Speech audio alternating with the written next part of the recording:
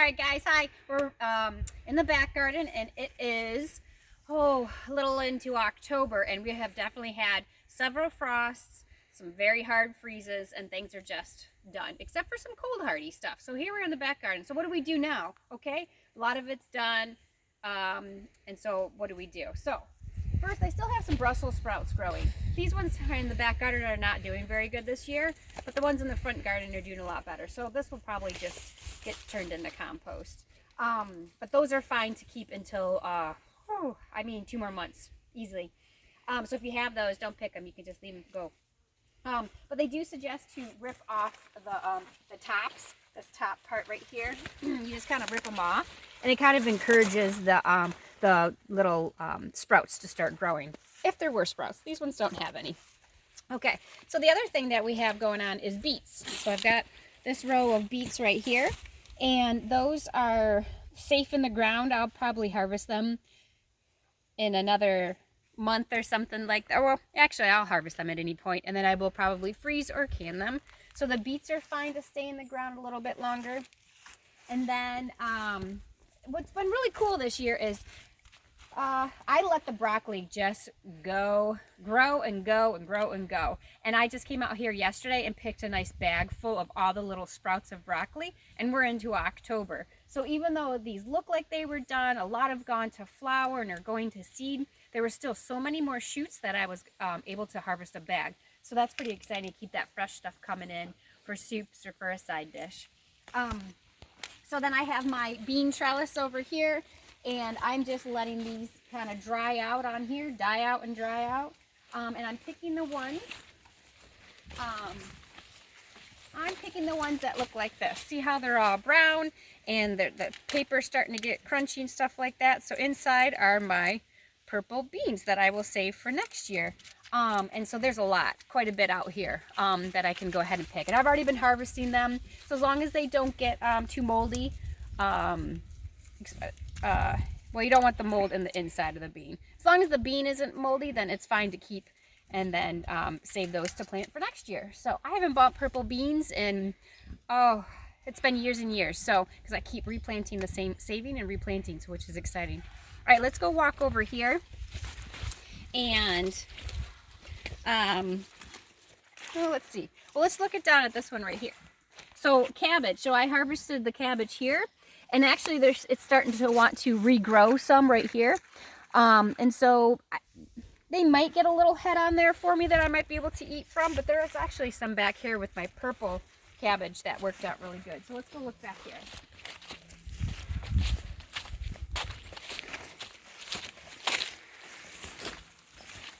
All right, so back here is the purple cabbage. And these are actually little balls of cabbage that I've already harvested one big one from. And then now there's actually 3 small ones that are growing there. So that'll be fine for a little side dish. We've been eating fish tacos that come with this, that I've made this great slaw with it. And I've used cabbage, and it is delicious. So it's really exciting to still see some stuff in the garden in October that I can still eat from. Then over here, this is all my broccoli, and as you can see, it's gone to flower, and then it's going to seed. And the bees, and I leave all this here, and if you look at this, all this here, all the yellow, those are, it's all broccoli. And I leave it, I let it go to seed. I'll come over here. I let it go to seed and flower so that the bees have something to eat, so they are always back here eating from here. So that's kind of fun. But it looks like I missed some here. So on this plant here, look at all these awesome shoots here. Those are all awesome shoots that I can go ahead and pick and still eat from in October. So that's great. And then, I've never done this before, so this is a bit of a science experiment. But this is purple cauliflower. Now it's in the back corner of the garden. Doesn't get a lot of sunshine except for right now, of course, when I'm talking. And it didn't grow very well. But this part of the garden just doesn't have a lot of nutrients. It's kind of clay, so it didn't grow very well. So I just let it go, and I'm letting it go to flower, and it's just starting, and then it's going to go to seed. So, and this should be fine. This should actually maybe 2 more months. My guess is that maybe I'll get lucky and be able to seed save from it, which you typically don't get to seed save from cauliflower. So I'm looking forward to that, to let that science experiment go. And typically you want to pick when you're going to seed save, you want to pick like the best produce, the biggest, the best, what didn't get any brown spots or something like that on it for you to seed save from. So this was not the best specimen out here by far, but I'm going to give it a second chance because I do think it was part of because it's in this little corner and it didn't do very good. So I'm going to try to seed save from it. So I'm excited about that. So even though you think, oh my gosh, the frost has come, the garden is over with, it's cold, I don't want to be outside anymore, I'm telling you that there's still stuff going on in your garden. So don't rip the stuff out and you will still have some fresh food. So don't give up on it. And don't rip it out. You got plenty of time and to just to enjoy it still longer into the colder months. So eventually I will rip these plants out and I will put them in a pile and then we will burn them in the springtime. Right now they'd be way too wet to burn. So I will rip them, put them in a pile, we will burn them in the spring, and I will spread the ashes in the garden because that's actually really good for your garden.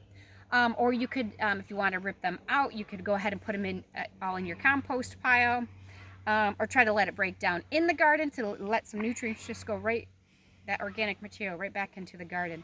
But some of these big stalks like that will be really hard to break down, so you might want to create another compost pile for that. Let's see what else we have going on in October in the garden. I was just noticing some more broccoli that looks like it would be great to go ahead and pick from. And we've got my bees that are hanging out on, trying to get that last little meal in before they go and hibernate. You want to say hi, Chip? Everybody say hi to Chip. Chip, want to say hi? Yeah, we're good. Sure. Yeah, look at the camera. Look at the camera. Oh, there's Chippy. All right, so just leave your garden and leave a bee and see what else will grow from it. You never know. Our winter may hold off and we'll be able to get stuff. A lot of this stuff right now, like the broccoli, cauliflower, cabbage, is all cold hardy, so it's totally fine to just leave it.